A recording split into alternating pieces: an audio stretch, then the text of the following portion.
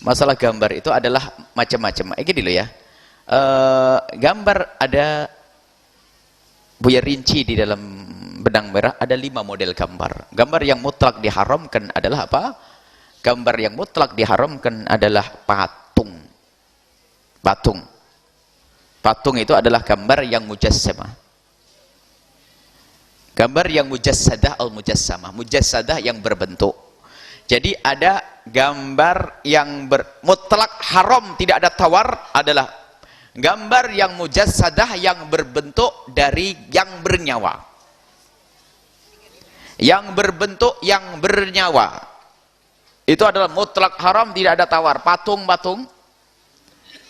Kecuali ini pengecualian. Pengecualian ini adalah yang kelima sebetulnya. Nanti ada jenis, ada 5 model. Yang pertama adalah gambar yang berbentuk mujassadah, itu haram mutlak. Tidak ada tawar dalam hal ini. Kemudian yang kedua adalah gambar yang mutlak halal, berbentuk atau tidak berbentuk. Mutlak halal adalah gambar dari yang tidak bernyawa. Jelas? Yang pertama mutlak haram, yang kedua mutlak halal. Dari gambar yang tidak bernyawa. Jelas? Gambar yang tidak bernyawa, pepohonan. Itu di samping ada gambar pepohonan yang hidup. Yang timbul ya, pohonan. Patung, pepohonan. Enggak ada masalah. Itu tidak haram. Kemudian ini, yang ketiga adalah gambar yang tidak berbentuk dari binatang. Dari yang bernyawa. Lukisan manusia. Lukisan dari apa? Dari gambar binatang. Lukisan. Dan lukisan ini ada ulama berbeda pendapat dalam hal lukisan yang bernyawa. Lukisan yang bernyawa, yang sempurna, yang utuh. Lukisan yang bernyawa, banyakkan ulama mengatakan itu hukumnya adalah haram. Lukisan yang bernyawa, hukumnya adalah haram kebanyakan ulama.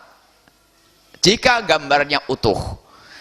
Maka jika dipotong kakinya atau apanya, kepalanya, maka itu tidak haram lagi menurut jumhur ulama.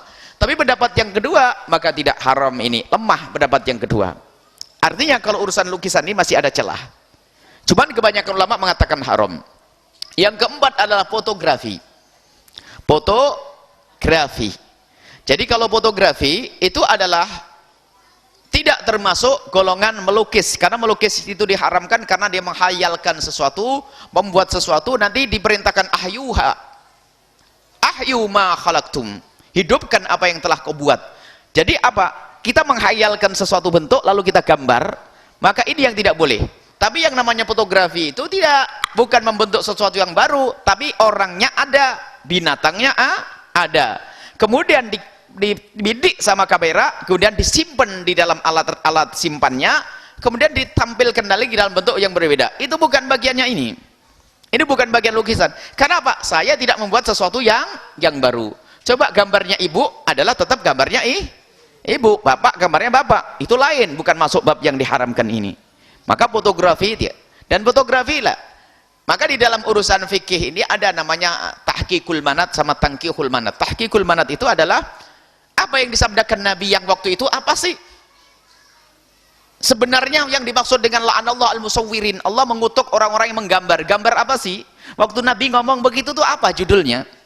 Waktu itu Nabi adalah melihat orang-orang yang ada di Habasyah sana, jika ada yang meninggal orang soleh dari mereka dibuatkan patung di atasnya. Orang soleh dari mereka meninggal dibuatkan patung, maka Nabi mengatakan la'anallahu al-musawwirin, maka Allah mengutuk orang-orang yang membuat gambar patung. Itu. Di situ bukan fotografi. Fotografi belum ada pada zaman Nabi sallallahu alaihi wasallam. Maka kalau fotografi tidak ada masalah, asalkan mohon maaf tidak membangkitkan syahwat membuka auratnya. Tidak membangkitkan syahwat. Kalau membangkitkan syahwat sudah enggak benar itu. Membangkitkan syahwat, naudzubillah. Ini lagi ada santri kebablasan. Lah kalau ngelihat foto porno sih enggak apa-apa. Kenapa? Kan enggak sesungguhnya. Aduh, ini sakit bener tuh waktu nyantri ini. Karena enggak sesungguhnya. Yang haram adalah melihat yang sesungguhnya. Pakai hujah lagi. Hujahnya bagaimana?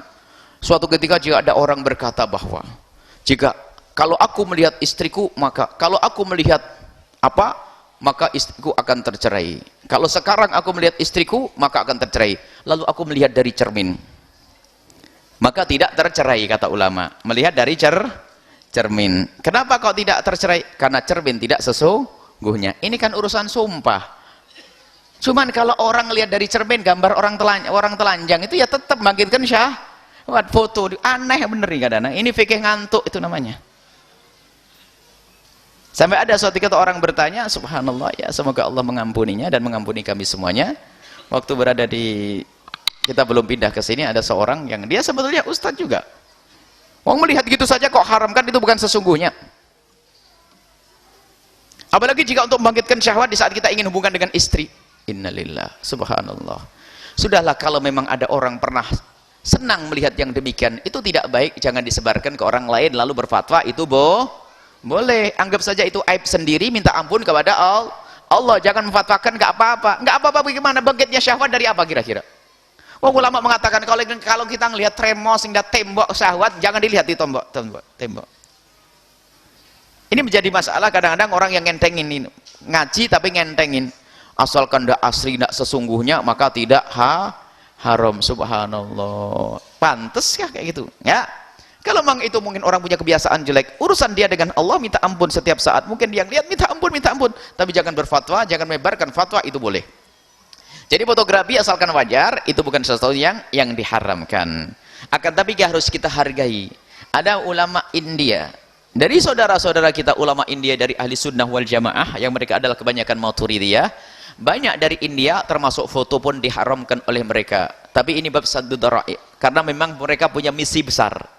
Sebab orang-orang di India itu adalah biasa menyembah berhala dan dewi yang dipatungkan oleh mereka. Tapi di saat mereka bepergian jauh tidak mungkin membawa patung, akan tapi di kamarnya dipasang gambar dewa-dewi dan disembah. Kemudian ada sampai kita punya kawan yang waktu itu dari India mengajar ilmu komputer, ternyata setelah kita masuk kamarnya itu begitu, ada gambar-gambar itu.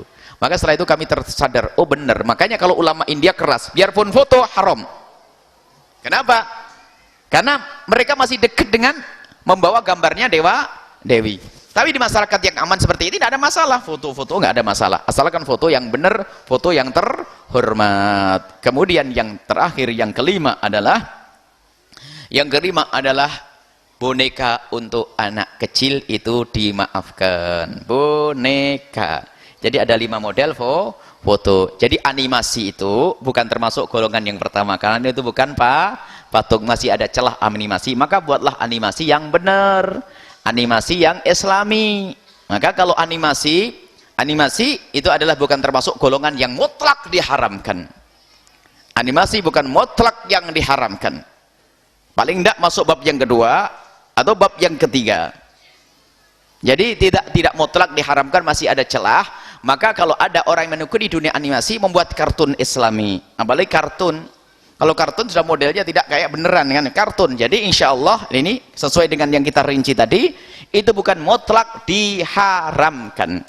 Maka insya Allah akan menjadi baik jika tujuan Anda baik, animasi untuk membuat misalnya film-film islami, cerita-cerita islami, ya, film kartun islami, maka itu adalah menjadi hal yang baik, karena ini adalah masalah orang ulama berbeda pendapat. Selagi berbeda pendapat, gunakan untuk kebaikan. Ulama berbeda pendapat. Yang mutlak haram adalah membuat patung, itu saja, selesai. Wallahu a'lam bishawab.